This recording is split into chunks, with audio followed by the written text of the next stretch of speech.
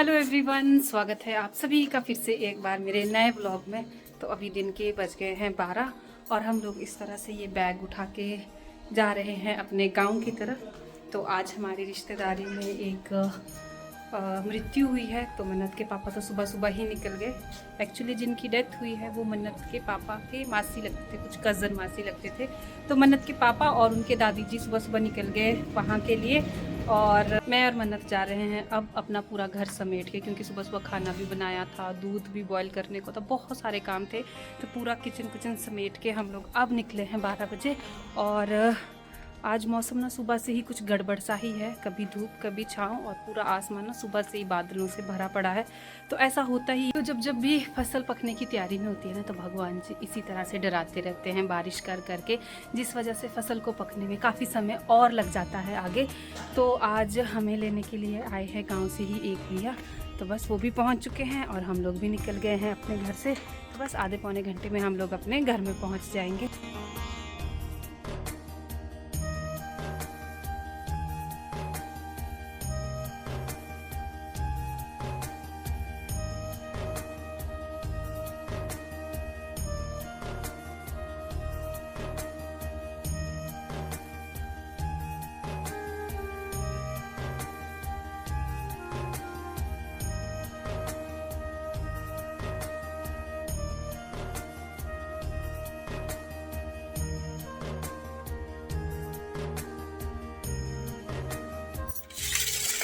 तो हम लोग पहुंच गए हैं अपने घर में और हमें ना यहाँ पे कुनिहार के कंपैरिजन में ज़्यादा गर्मी लग रही है, क्योंकि हमारा जो गांव है वो काफ़ी डाउन में है। तो यहाँ पे हवा भी बहुत कम चलती है, तो हमें तो यहाँ पे बहुत ज़्यादा गर्मी लग रही है।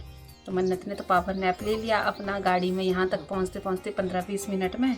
और अब ये बिल्कुल फ्रेश हो गई। जैसे ही मैंने इसको बेड पर लिटाया, तो अब ये खाना खाने को तो मना कर रही है, लेकिन हम मैंगो खाएंगे। और मैंगो खाने का मज़ा तो इसी तरह से है, चूस के। और मैंगो को ना ऐसे पब्लिक प्लेस में खाया भी नहीं जाता। आप कभी भी नोटिस करना कि मैंगो ना हमेशा घर में ही खाया जाता है, बिल्कुल तसल्ली से बैठ के, जैसे खाना, कोई कपड़े, कोई हाथ मुंह गंदे होने की टेंशन नहीं, तभी बिल्कुल फील आता है कि हम लोग मैंगो खा रहे हैं। अदरवाइज बाजार में तो ऐसे खाना पड़ता है ना। अब मैं और मन्नत अच्छे से चूस के इस मैंगो को खा लेते हैं और उसके बाद डिसाइड करते हैं, क्योंकि 1:30 बज चुका है। तो मन्नत को सुलाना भी है, तभी ये शाम को फ्रेश रहेगी, वरना शाम तक चिड़चिड़ी हो जाएगी।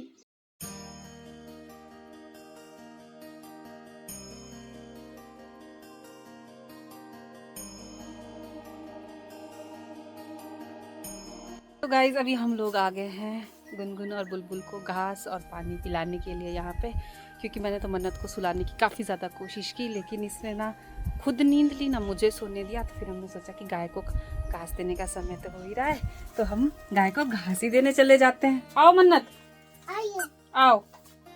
और आजकल गर्मियों में ना गाय अधिकतर समय अपनी काऊ शेड में रहती है, क्योंकि बाहर धूप होती है और धूप के साथ साथ काफ़ी सारी मक्खियाँ भी होती है जो इन्हें बहुत बुरे तरीके से खाती है।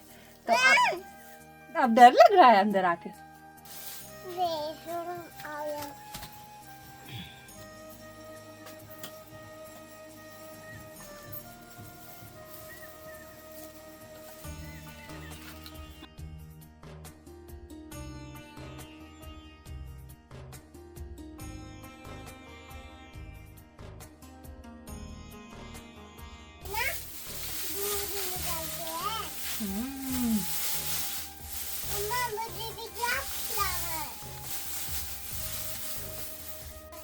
तो हमने गौशाला से गोबर भी उठा दिया और टोकरी हम लोगों ने ना बाहर ही रख दी, ताकि इससे इन गौओं को यहाँ पे टाइट महसूस ना हो।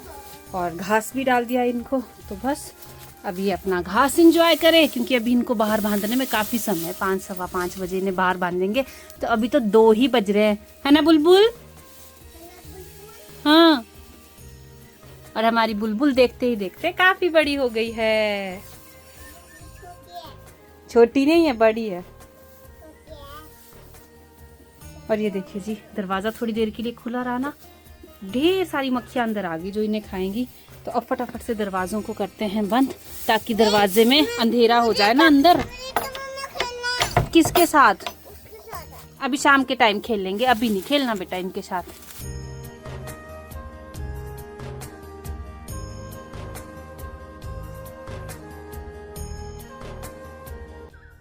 और गौशाला से अगर आसपास नज़र घुमाई जाए ना, तो हमारे तो गेहूं और जौ के जो खेत है वो पूरी तरह से सुनहरे हो चुके हैं। गेहूं के दाने अच्छे से पक चुके हैं।